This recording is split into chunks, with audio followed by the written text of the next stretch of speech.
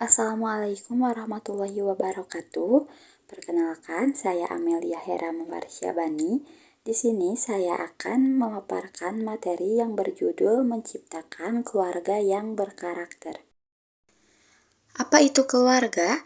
Keluarga adalah unit terkecil dari masyarakat yang terdiri atas kepala keluarga dan beberapa orang yang terkumpul dan tinggal di suatu tempat di bawah suatu atap dalam keadaan saling ketergantungan. Nah, selanjutnya ada fungsi keluarga. Yang pertama ada fungsi keagamaan, yaitu memberi panutan yang baik dalam ibadah dan berperilaku kepada anak. Yang kedua, fungsi sosial budaya, jadilah contoh dalam bertutur dan bertindak dengan baik bagi anak. Yang ketiga, fungsi cinta kasih, memberikan cinta kasih kepada anak semaksimal mungkin. Yang keempat, fungsi perlindungan, tumbuhkan rasa aman, nyaman, dan hangat dalam berkeluarga. Yang kelima, fungsi reproduksi, bersepakat dalam jarak kelahiran anak dan kesehatan reproduksi. Yang keenam, fungsi sosialisasi dan pendidik, bersosialisasi dengan santun dan berpendidikan.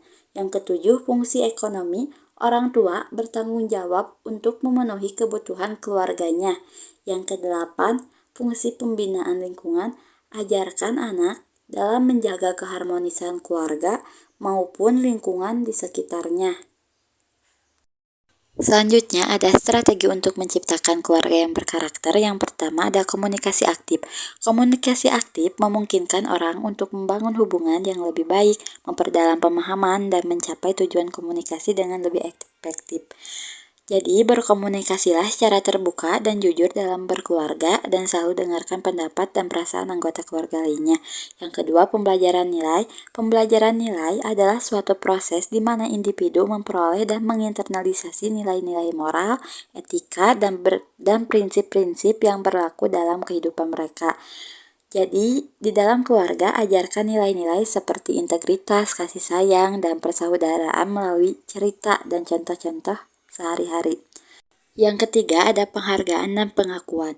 Penghargaan dan pengakuan adalah dua hal yang berhubungan erat dalam konteks penghargaan terhadap prestasi seseorang ataupun kelompok. Apresiasi dan akui prestasi dan usaha anggota keluarga dalam mengembangkan karakter yang baik. Yang keempat ada konsistensi dalam disiplin.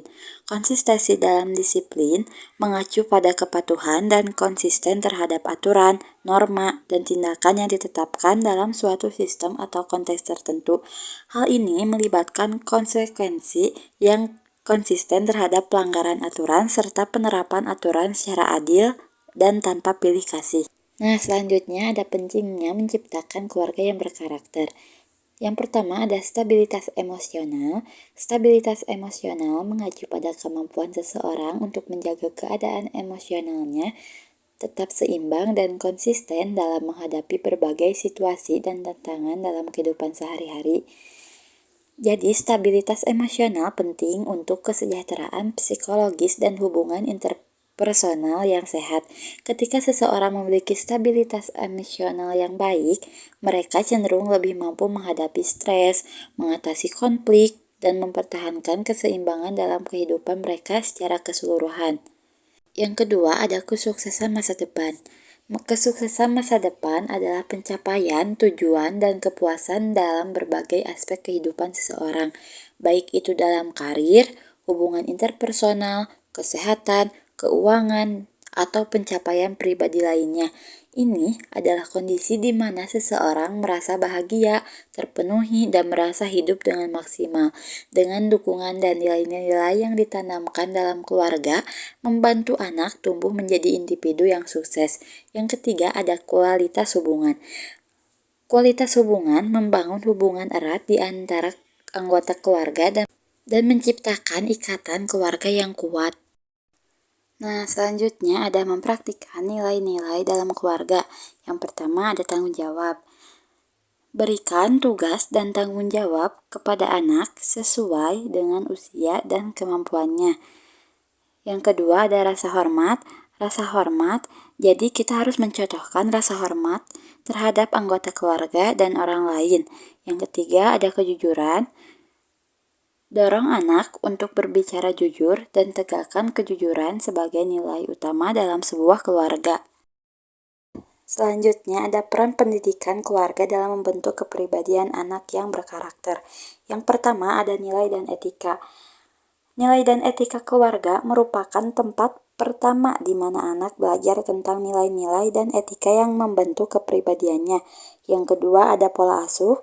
Pola asuh yang konsisten dan terarah dari orang tua dapat membantu membentuk kepribadian anak. Jadi, orang tua dapat memberikan batasan yang jelas, memberikan dorongan positif, dan memberikan contoh perilaku yang diharapkan. Yang ketiga, ada interaksi keluarga. Interaksi yang positif antara anggota keluarga juga berperan penting dalam membentuk kepribadian anak. Melalui interaksi ini, anak belajar berkomunikasi, memecahkan masalah, bekerja sama, dan menghargai perbedaan kelompok. Yang keempat, pemenuhan kebutuhan emosional. Keluarga yang memberikan perhatian, kasih sayang, dan dukungan emosional pada anak dapat membantu membentuk kepribadian yang kuat. Yang kelima, komunikasi. Komunikasi yang terbuka dan efektif antara orang tua dan anak juga sangat penting. Hal ini memungkinkan anak untuk mengungkapkan perasaan, pikiran, dan kekhawatiran mereka dengan aman. Jadi, secara keseluruhan, pendidikan keluarga memiliki peran yang sangat penting dalam membentuk kepribadian yang berkarakter. Melalui pengajaran nilai-nilai pola asuh yang baik, interaksi keluarga yang positif, pemenuhan kebutuhan emosional, dan komunikasi yang efektif, anak dapat tumbuh menjadi individu yang memiliki integritas, tanggung jawab, dan empati. Jadi, kesimpulan yang dapat saya tarik dari pemaparan materi yang tadi sudah saya jelaskan, dapat disimpulkan bahwa orang tua adalah pembimbing utama bagi anak-anaknya, karena dari merekalah anak-anak menerima bimbingan dalam kehidupan keluarga. Kiranya tidak dapat dipungkiri lagi bahwa keluarga merupakan lingkungan primer bagi setiap individu, sejak lahir sampai datang masanya ia meninggalkan rumah, dan penentuan cara dalam mendidik karakter ini pun berbeda-beda dari setiap orang tua, berdasar dari apa yang menurut mereka sekitarnya tepat jika diterapkan untuk mendidik karakter anak-anak mereka. Sekian pemaparan materi dari saya. Wassalamualaikum warahmatullahi wabarakatuh.